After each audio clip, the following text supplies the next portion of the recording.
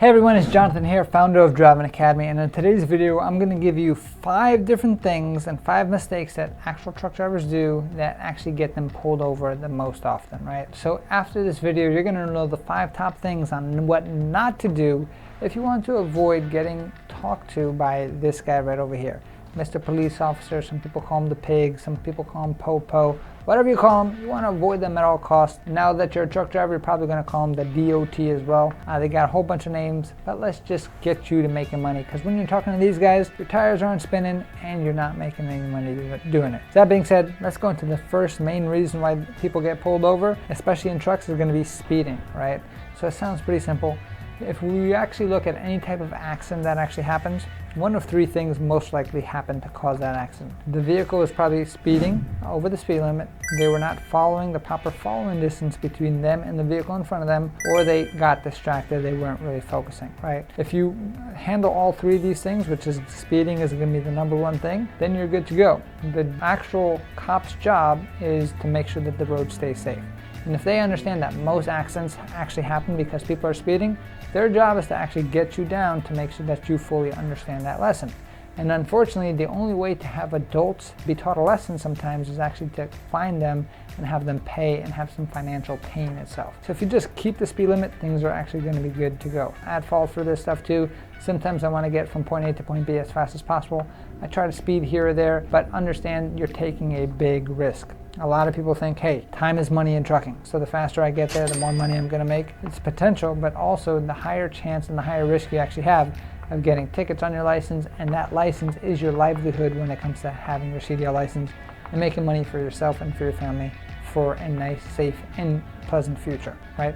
So when it comes to speeding, 5 miles an hour over the speed limit, that's pretty much it. Don't be kind of going any faster than that.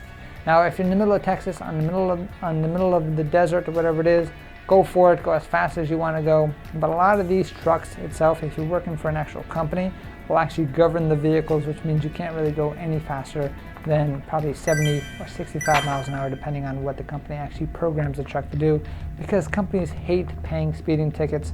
And what actually winds up happening is if you start getting caught as that company, the company starts getting flagged, and then their score, every company has what's called a safer score, their score starts to drop, and it's not good for anybody, which means insurance rates start going up and things just get a lot more complicated from there.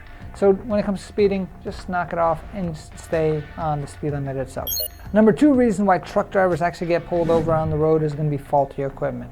DOT cops, which is Department of Transportation, these are usually state troopers in any type of state. They're all trained on exactly how to handle truck drivers and how to handle trucking equipment. They're always looking out for, hey, what's actually happening underneath the hood of these vehicles, what's happening with the actual equipment itself. Making sure that you're keeping the equipment up to standards is super important. Everything as simple as like a headlight or like a marker light or something like that, make sure you get those things fixed, because if you don't and you get stopped by the DOT, the fines can be kind of crazy. Now, the one thing that you do have to understand is that you can get pulled over by a DOT cop for whatever reason at any given time. Unlike cars, the cop has to have a reason to pull you over.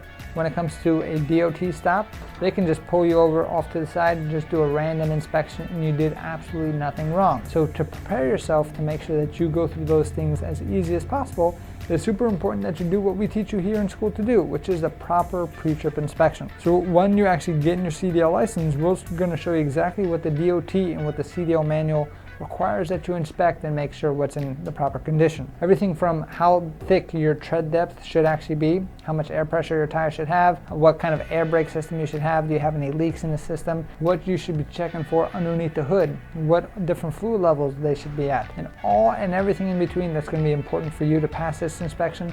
We'll teach you hands-on here in our actual training facility to help you get your CDL license. And as long as you're doing this thing every single day, you should not fear any type of inspection at all, because you know that you're good to go. The third reason why most people get pulled over by DOT, especially when they're driving a car or a truck, is going to be distracted driving. So we're talking about all of the above distractions. We're talking about texting on the phone. We're talking about talking on the phone with your hands. We're talking about eating and driving. We're talking about kind of being distracted and kind of looking, not paying attention, swerving around, driving with your knee while you're drinking something or while you're shaving or anything like that. All that causes distracted driving. Now, I know in your head you might be like, yeah, I don't do that often, or I'm a really good driver, everything's nice and safe. But again, One of the top 3 reasons people get into an accident is going to be speeding, being distracted, or not having the proper following distance. So just stay focused and make sure you're doing everything you gotta do. The safest thing to do is pull over to the side of the road, handle that phone call, handle that text message, eat whatever you gotta eat, and keep the whole thing moving. The 4th reason why people actually get pulled over is going to be for logbooks and ELD errors itself, so electronic log errors. One of the things that you do have to understand as a truck driver is you can't just drive 24 hours straight. It's not safe. In order for you to be healthy, you need 3 things. You need to eat the proper food, you gotta move your body the proper amount of time, you actually have to make your body rest, which means actually sleep. Imagine driving after 20 hours straight and then you're just going to be falling asleep behind the wheel going 80 miles an hour down the highway. Probably not the safest thing to do. One of the things that actually helps the cops make sure that you're following the rules is you're going to have to keep what's called a logbook.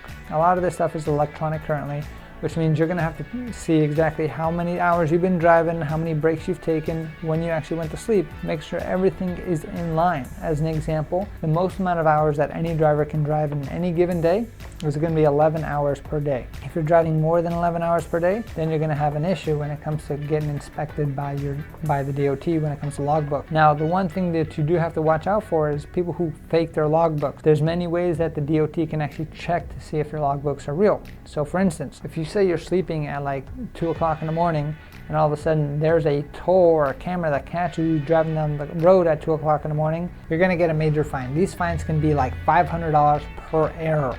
And if you have one error, in most cases you're going to have more than one error, which means that is going to be an expensive tow bill or an expensive bill as a whole. So making sure you're just keeping your logbooks what they need to be, you should be good to go. And the 5th biggest reason why truck drivers actually get pulled over is going to be for cargo issues. So what I mean by that, as a truck driver, you have 2 main responsibilities when it comes to cargo. First responsibility is make sure you're the one securing the cargo and it's not moving any which way, shape, or form. And second responsibility is to make sure that you are not going overweight on your cargo. When it comes to the weight limits itself, the entire vehicle has to weigh no more than 80,000 pounds. That means the weight of the tractor, the weight of the empty trailer, and the weight of the cargo, and everything in between. Now, on top of that, there's going to be axle weight itself. So every axle can't weigh more than 20,000 pounds. So when you're actually deciding where to put the load on the trailer, it's super important that you even out that entirety of that load, because, for instance, if your overall vehicle weighs about 70,000 pounds, you're good on the overall vehicle weight. But if all the weight is on the front of the trailer, which means that middle axle has carrying all the weight, then you're going to have a big axle weight issue when you actually get scaled out, right? So how do people actually get caught? When you're driving down the highways, you'll see open scale houses and trucks have to pull in, get weighed, and then keep going.